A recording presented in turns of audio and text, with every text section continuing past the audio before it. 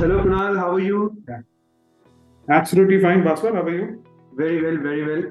So dosto, I'm here to introduce you to Mr. Kunal Behrani, and I'll request Mr. Behrani to introduce himself, his current professional background, and the industry from which he has, got into real estate. So, sir Kunal sir मैं आपको request करता हूँ आप जरा थोड़ा अपने बारे में बताएं एंड अपने एक्सपीरियंस के बारे में बताएं please. Well, thank you, Paul. So my name is Kunal Behrani, and I've been working from the last 20 years now. I've worked in different domains, different sectors, starting from software process improvement, moving on to selling mobile phones, then went on to selling escalators and elevators for one of the most reputed companies across the globe. From there on, I went on to selling automobiles, so luxury automobiles. I worked with Audi for about 3 years. Post this, I got an opportunity to work with a real estate developer. So my best fortune was that I worked with developers across the zone, from Gurgaon to Noida to Delhi. So all three domains I've worked with developers, and I've worked with channel partners, I've worked with developers, I've worked in the entire domain as such as far as real estate is concerned. So when I started off, Gurgaon was booming. Gurgaon was actually coming up. It was very nascent as far as the timing now is concerned. So to begin with, the company I joined was M3M India Limited. It wasn't as big as what you see it today. M3M had just started at that point of time. In fact, we were part of the launches of the first projects, wherein M3M Golf Estate was launched, Polo Suites was launched, Merlin was launched, then 2 commercial projects including Cosmopolitan and Urbana were launched. So all these 5 projects, launches, sales, and a bit of marketing, we were involved in those elements as well. Post which I went on to join the 3C company in Noida. With the 3C company, I had the opportunity of selling close to about 12,000 plus homes, and worked on their various projects in Gurgaon, in Noida, and their flagship project, which is called as Delhi One. So Delhi One, if we talk about, that's where we were getting Four Seasons private residences. So this was the first branded luxury residences which I was a part of, and I was launching those. Post which I joined a company in Delhi, which is called as Unity Group, where I am right now. I worked with Unity Group for about 7 years at a stretch, till about 2020 end. This was one of the best things to happen to me, I would say. I was heading the sales and marketing for the company. Launched the entire project. It's called as the Amaryllis. It's a 40-acre residential project in the heart of the city. Worked on various marketing campaigns, tied up with Versace Home, tied up with one of the best architects across the globe, including UHA, including Binoy from London, and some of the best interior designers across the globe. Worked with some of the best agencies and people from across the globe, including people from Italy, consultants from US, people who've designed, who've done landscaping in US, who've done landscaping for the best projects in India today, interior design, just about every element of the entire real estate domain. Apart from this, worked on various other elements as well. We've got some malls which are called as, we have a series of malls called as Unity One malls. So Unity One CBD Shahadra, Unity One Rohini, Unity One Janakpuri. Then we have one of the best malls which Delhi has seen in a long time, which is called as Vegas Mall. Involved in the marketing of that. Post which I went on to join India Sotheby's. Sotheby's being an international platform. Joined them for about 4 to 5 months. it was an auction house, plus it's a real estate consulting firm. So joined them, worked with them, headed their Delhi NCR branch. Post which I joined the Anantraj Corporation, and I was heading the sales and marketing for them. After which I worked on my own, consulted on at least 5 different projects, including an SEO project, then a vacation home project, a residential project, and an industrial project as well. So just about every element of the real estate domain, worked on them, strategized them, put them all together. After which I've joined Unity Group as their Chief Operating Officer now. With Unity, I'm right now taking care of all the other elements of real estate, apart from the sales and marketing domain, including strategy, including the handover, including the possession, including your CRM, including your projects, including the entire procurement and all the other elements of real estate, which typically go behind the scenes. So in these 20 years, I would say real estate is the best thing which has happened to me, and all in all, this is the best career choice that anybody of you can choose now. So over to you, Paul. Thanks for a complete download, and I really want to congratulate you for taking up this position of Chief Operating Officer with Unity Group. It's a big responsibility, and I'm sure as much as I have known you, आप अपने सारी जिम्मेदारियां पूरे बखूबी निभाओगे sir, है ना? So there is no doubt about it. Try जरूर करते हैं.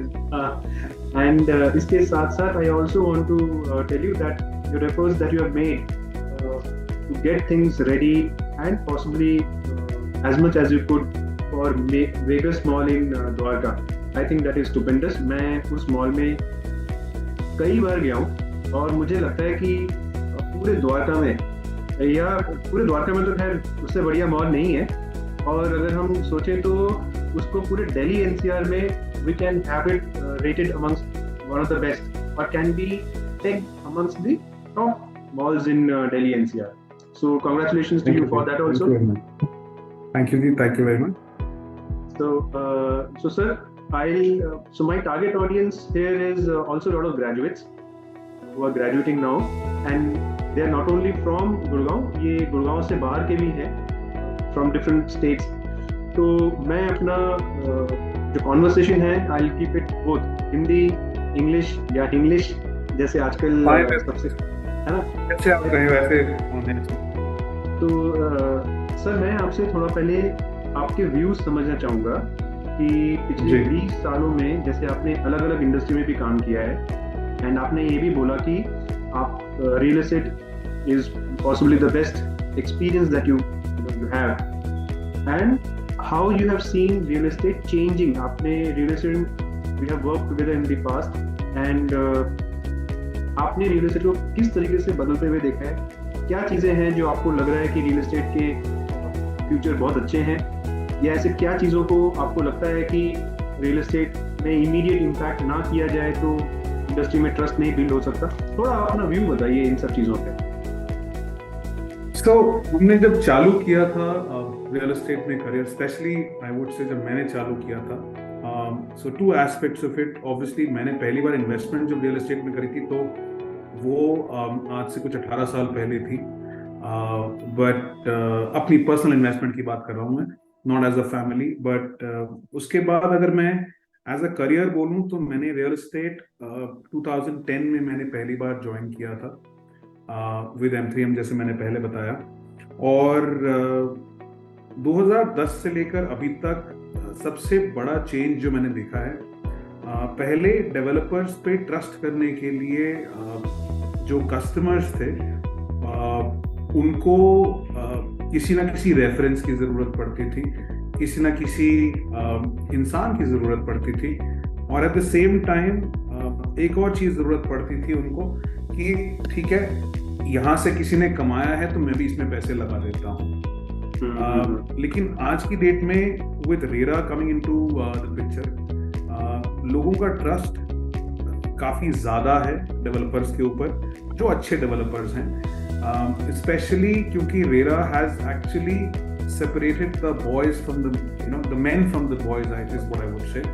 So उसको आज की डेट में अगर मैं रेरा की बात करूं तो वो बहुत सारे प्रोविजंस देता है कस्टमर्स के लिए और अच्छे डेवलपर्स के लिए, जो अच्छा काम करना चाहते हैं उनके लिए, कि आप ढंग से काम करें, अच्छे से काम करें, जो आपने प्रॉमिस किया है वो आप डिलीवर करें, जितने टाइम में आपने कोई चीज़ प्रॉमिस करी है उसको आप डिलीवर करें, जो स्पेसिफिकेशंस आपने किसी कस्टमर के साथ बताई हैं वो आप डिलीवर करें, उसी हिसाब से डिलीवर करें। इसके साथ साथ बहुत ही इम्पोर्टेंट हो गया है किसी भी कस्टमर के लिए ये भी एस्पेक्ट है कि जो मुझे दिया गया था, जितने स्क्वायर फुट एरिया मुझे प्रॉमिस किया गया था उतना ही एरिया मुझे मिल रहा है। ये जो ट्रस्ट है ये ओवर द इयर्स मैंने डेवलप होते हुए देखा हुआ है। हम जब 2010 में रियल एस्टेट बेचा करते थे और अपार्टमेंट्स बेचा करते थे, तो हम कस्टमर से इतना कहते कि 3 साल में अपार्टमेंट मिल जाएगा। अब वो 3 साल 2010 में भी 3 साल कहते थे, 2011 में भी 3 साल कहते थे, 2012 में भी 3 साल कहते थे, 2013 में भी 3 साल कहते थे। तो अब वो 2010 का भी 3 साल और 2013 का भी 3 साल 2016 में खत्म हो रहा था। तो ये कहीं ना कहीं एक माइनस पॉइंट था। रेरा ने उस चीज के ऊपर रोक लगाकर उसको सही जगह पे सही डायरेक्शन में लेके आए। अब आपको पूरे फेज का या पूरे टावर का एक सिंगल डेट है। अब 3 साल की पैरामीटर शिफ्ट नहीं होते जा रहे हैं आपके, तो ट्रस्ट बिल्ड होता है।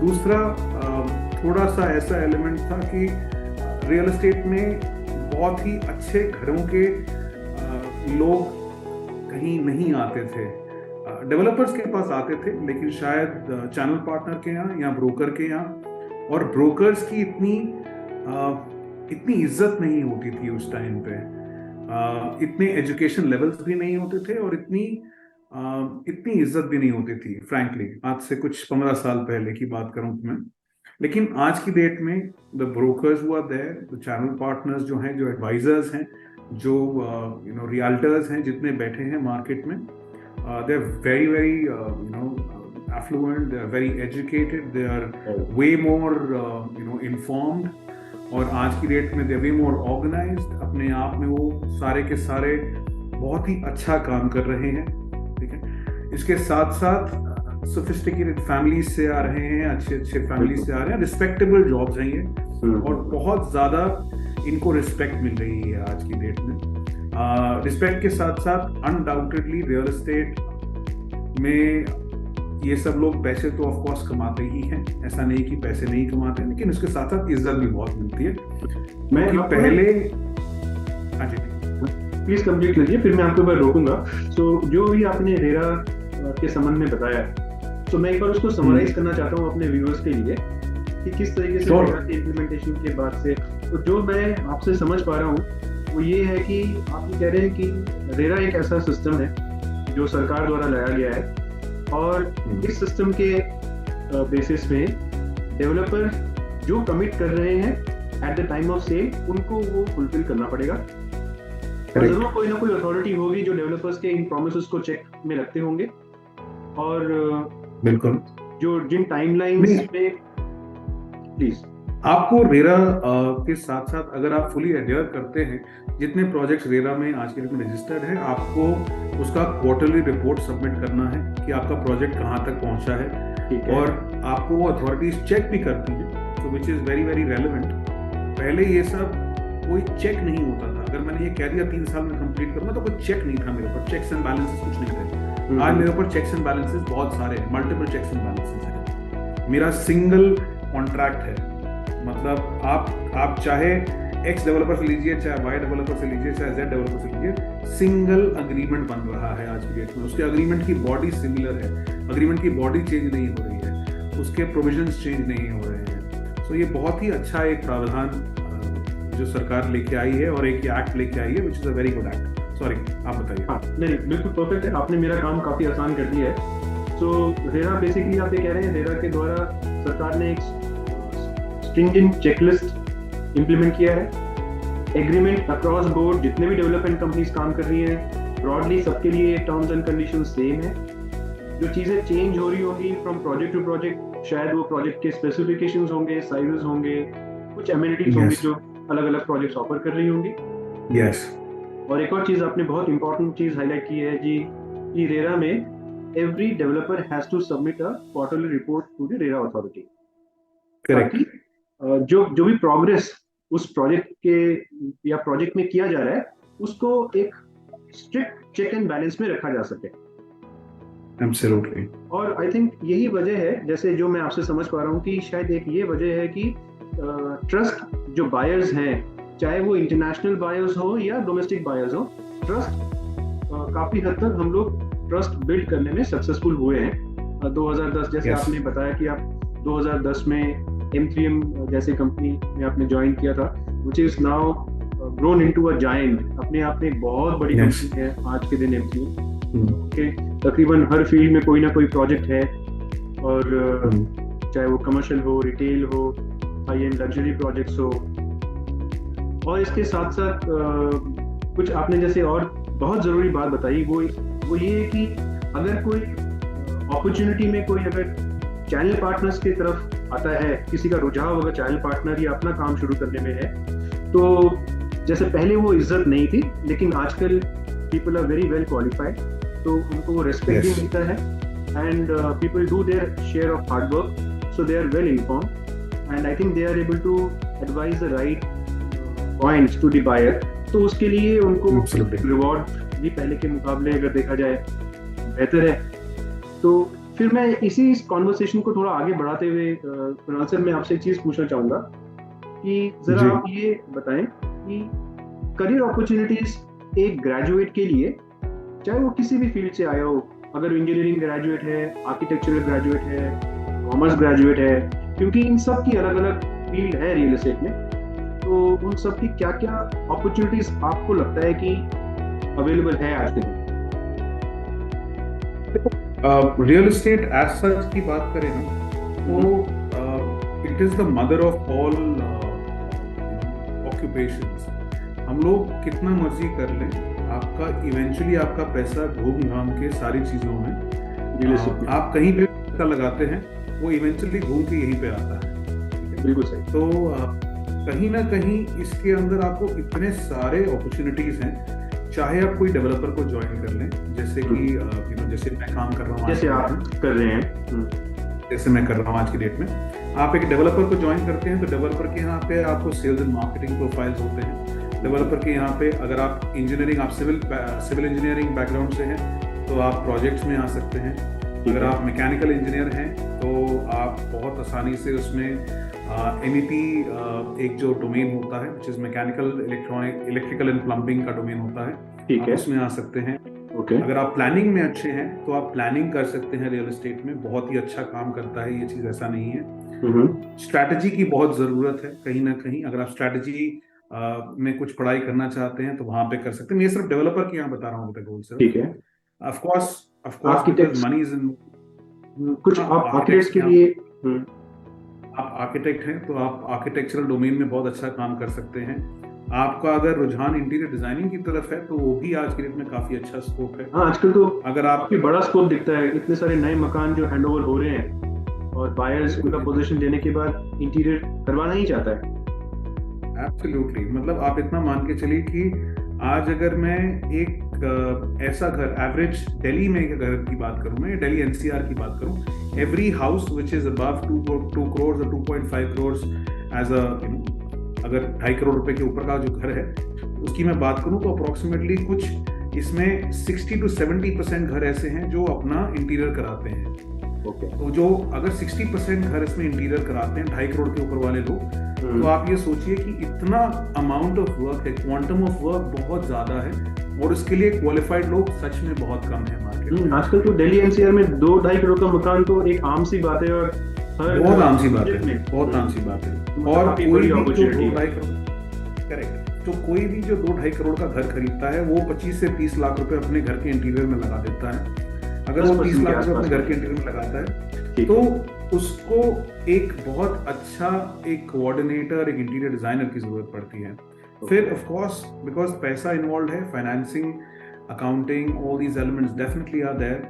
The manpower which is there for, which is there, HR की opportunities. आप किसी भी डोमेन की बात करें, as real estate developers, we are one of the biggest employment generators in the country today. So बहुत ही सिंपल सी बात करें तो on the payrolls of the company, शायद से मेरे पास आज की डेट में जैसे वेगस मॉल की आपने बात करी, तो वेगस मॉल का मैं एक जेनेरिक एग्जांपल देता हूँ आपको सिर्फ।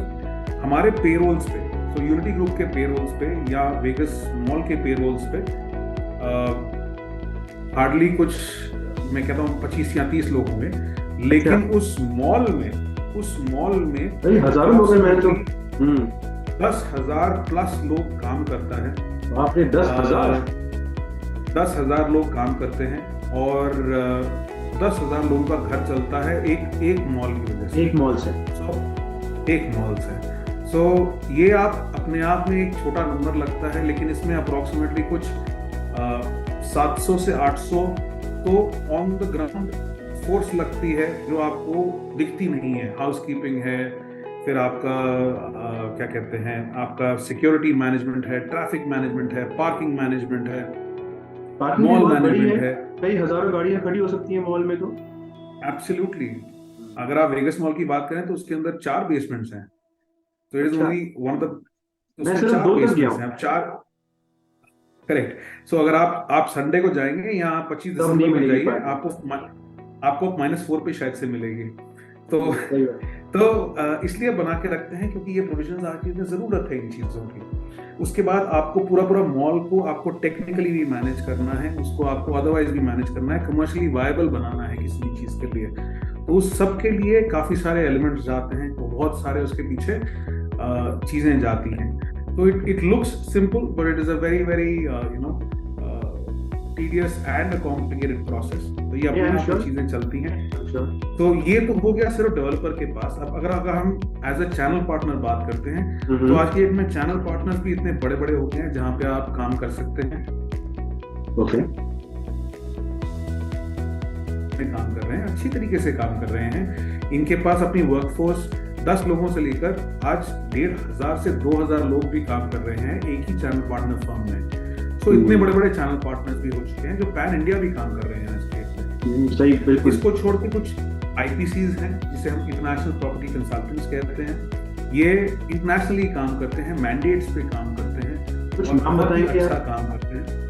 जैसे JLL एक नाम है, CBRE एक नाम है, नाइट फ्रैंक एक है, कॉलियर्स है, ऐसे बहुत सारे और आपके IPCs अवेलेबल हैं मार्केट। नाइट सैवल्स भी हो गए, नाइट फ्रैंक सैवल्स हो गया, नाइट फ्रैंक हो गया, फिर आपका ऐसे बहुत सारे IPCs हैं। सादबीज हो गया, तो सादबीज है, सैवल्स है, ये इतने सारे जो आपके पास IPCs हैं मार्केट में, ये भी आपको बहुत अच्छी अपॉर्चुनिटी देते हैं to work on different domains and not just this. आप इतना मान के चलिए कि ये अक्रॉस इंडिया काम करते हैं and sometimes across the globe भी काम करते हैं। इसमें आपको इंटरनेशनल अपॉर्चुनिटीज भी मिलती हैं बाद में जाके। आप अगर 3-4 साल इनके साथ काम कर लेते हैं तो कोई बड़ी बात नहीं है, या आपको बोलेंगे आप मेरा सिंगापुर वाला पूरा ब्रांच हेड कर लीजिए and so on so forth. So ये भी आज की डेट में इंडिया में काफी बड़े स्केल में प्रेजेंट है। अपार्ट फ्रॉम दिस, आज की डेट में आपके पास इंडिया में जो अपॉर्चुनिटीज मिल रही हैं, को-वर्किंग स्पेसेस, को-लिविंग स्पेसेस, इतने सारे को-वर्किंग स्पेसेस आज की डेट में खुल रहे हैं। आप चाहें तो को-वर्किंग स्पेसेस को मैनेज कर सकते हैं कि को-वर्किंग स्पेस अपने आप में एक ऐसी अपॉर्चुनिटी है which has umpteen number of options available. Right, absolutely. तो ये एक एलिमेंट है। Then you have property management. Now what is property management? Property management में मेरे को रेंटल, मैं इंडिया से बाहर रहता हूँ, मान लीजिए मैं न्यूयॉर्क रहता हूँ और मेरी 8 प्रॉपर्टीज हैं इंडिया में। मैं चाहता हूँ कि मेरी कोई प्रोफेशनली मेरी प्रॉपर्टी मैनेज कर ले और मुझे उसको किराए पे चढ़ा भी दे, और किराए पे चढ़ाने के बाद उसका देख रेख कर ले, उसका ख्याल रख ले। एट द सेम टाइम मैं चाहूँ कभी बेचना है तो वो बेच दे, या फिर मेरे को और कोई प्रॉपर्टी खरीदनी है तो मेरे लिए प्रॉपर्टी खरीदने मुझे असिस्टेंस दे दे। बस सिंगल पॉइंट कॉन्टैक्ट मिल जाए। आप चाहते हैं कि कोई आपको ऐसा सिंगल पॉइंट कॉन्टैक्ट मिल जाए जो आपकी ये सारी हैसल्स को टेक केयर कर ले। करेक्ट। ये ट्रेंड भी, प्रॉपर्टी मैनेजमेंट का ट्रेंड आज की डेट में, अगर आप साउथ इंडिया जाते हैं, खासकर अगर आप जो मैच्योर्ड मार्केट्स है ज्यादा, जैसे बैंगलोर है, बॉम्बे है, यहाँ पे तो ये बहुत ही प्रेवलेंट हो चुका है, लेकिन दिल्ली में और एनसीआर में ये अब आता जा रहा है. So another 5 years, I would say that you have a lot of people who will be doing just property management for India. ठीक है, सिर्फ प्रॉपर्टी मैनेज करेंगे और कुछ नहीं करना है उनको. इसको छोड़ के ऑफ कोर्स अगर आप बात करते हैं रियल एस्टेट वैल्यूअर्स की, ये बैंक्स के साथ बहुत अच्छी तरीके से काम करते हैं. चाहे कोई आप एनालिस्ट बनना चाहते हैं जिसमें आप डेटा एनालाइज करते हैं फॉर डिफरेंट कंपनीज. आज की डेट में ऐसे बहुत सारे मार्केट में रिसर्च फर्म्स अवेलेबल हैं जिनसे हम भी डेटा लेते हैं, जिनसे हम भी कुछ ना कुछ रिपोर्ट्स खरीदते हैं, रिपोर्ट्स हम बनवाते भी हैं. आईपीसीज भी रिपोर्ट बनवाती हैं, डेटा एनालिसिस फर्म्स भी हैं जो हमको डेटा बना के देती हैं, वो रिपोर्ट बना के देती हैं. अगर मैं एक बहुत सिंपल सा एलिमेंट लेके चलूँ कि मुझे एक प्रोजेक्ट लॉन्च करना है तो मुझे कुछ इनपुट्स चाहिए मार्केट के, मैं कुछ जानना चाहता हूँ, तो वो डेटा एनालिसिस फर्म जाती है और वो पूरा उसको वो देती है. Then of course if you are a lawyer, वो काम कर सकते हैं. तो इसमें आप लीजिंग कर सकते हैं. लीजिंग में आपका रिटेल लीजिंग आता है, इसके अंदर आपका वेयर हाउसिंग आती है, इसके अंदर आपके कमर्शियल लीजिंग आती है. ऐसे बहुत सारे और डोमेन्स हैं जो प्रेजेंट हैं. अगर आप कोई नाइकी का आउटलेट देखते हैं तो नाइकी का आउटलेट ऐसे ही नहीं खुल गया और रिटेल में लीजिंग किया गया उसकी. तो उसके लिए बहुत इंपॉर्टेंट है ये चीज़. तो नाइकी से लिएज करना, फिर डेवलपर से लिएज करना, दोनों को मैच करा के उसके टर्म एंड कंडीशन मैच करा के उसका खोलना. फिर ये एक नहीं, ऐसे 200 आउटलेट्स खोलने हैं. आज की डेट में एग्जांपल बताता हूँ, क्रोमा के 400 आउटलेट्स प्रेजेंट है इंडिया में. तो ऐसे खुल गए. क्रोमा के 400 आउटलेट्स प्रेजेंट हैं. आई वोंट बी सरप्राइज अगर क्रोमा ये टारगेट कर रहा है कि वो 500 कर दे अगले 1 साल में. तो अगर 100 आउटलेट उसको 1 साल में खोलने हैं, उसको बहुत सारे लोगों की जरूरत पड़ेगी. हाँ, पॉपुलेशन बड़ी है. टियर 3 टियर 2 ऑप्शंस ऐसी बहुत सारी हैं. सो रियल एस्टेट डेवलपर के साथ कोई बात करेगा, कोई क्रोमा के साथ बात करेगा एंड उसको मैरी कराएगा. This is what real estate leasing is all about. ऐसे बहुत सारे प्रोस्पेक्ट्स हैं, बहुत सारे करियर अपॉर्चुनिटीज हैं. एंड आपने आई मस्ट से आपने बहुत डिटेल में समझाया है. आई थिंक इससे हमारे को काफी एक आइडिया मिलता है कि क्या क्या अपॉर्चुनिटीज हैं. इट साउंड्स वेरी बिग कि बहुत सारे अपॉर्चुनिटी है, starting from a commerce graduate to an engineer to mechanical engineer to an architect. और सबसे बड़ी एक चीज़ और है कि क्या कोई फ्रेशर विद ऑर्गेनाइज्ड ट्रेनिंग, अगर उसकी स्किल डेवलपमेंट की जा सके, उसके बाद वो अपने आप को इस इंडस्ट्री में फिट पा सकता है. That's my last question. बहुत आराम से. अच्छा, अगर वो लॉजिकली सोच सकता है, उसको ढंग से बात करना आता है. तीसरा चीज, अगर वो बेसिक काम कर सकता है तो वो रियल एस्टेट में काम कर सकता है. रियल एस्टेट में कंसिस्टेंसी काम आती है, सच्चाई काम आती है, और तीसरी चीज जो बहुत ही इंपॉर्टेंट है, इंटीग्रिटी, ये काम आती है. अगर ये 3 एलिमेंट्स आपके पास हैं तो उसके बाद आपको कोई नहीं रोक सकता रियल एस्टेट में कोई भी अचीवमेंट करने से. तो ये जो 3 आपने पॉइंट्स बताए, ये तो हर इंसान, ये उसके माइंड में है. मतलब अगर किसी इंसान ने सोच लिया कि मैंने एक सच्चाई का रास्ता चलना है, या मेहनत करना है, या कंपनी के पॉलिसीज को फॉलो करना है, तो ये तो उसकी अपनी इच्छा शक्ति है कि वो इन तीनों चीजों को फॉलो करेगा. तो आपके मुताबिक कोई इंसान अगर हार्ड वर्क करने को तैयार है, कंपनी पॉलिसीज को फॉलो करने को तैयार है, और सच्चाई से काम करने को तैयार है, so he can really do well in real estate. Absolutely. ठीक है. और आपके टाइम के लिए I would like to sincerely thank you, sir, and it was a pleasure talking to you. Or once we roll out our program, so we will definitely come back to you. We'll ask for your advice. We'll try to find your time. एक बार आप student से मिले, उनको थोड़ा अपना experience से have them benefit. So that will be a very very helpful gesture for our students. It will be all my pleasure. Thank you very much. ठीक है. Thank you, sir. Thank you very much. Thank you. It was nice talking to you. Thank you. Sure. Thank you.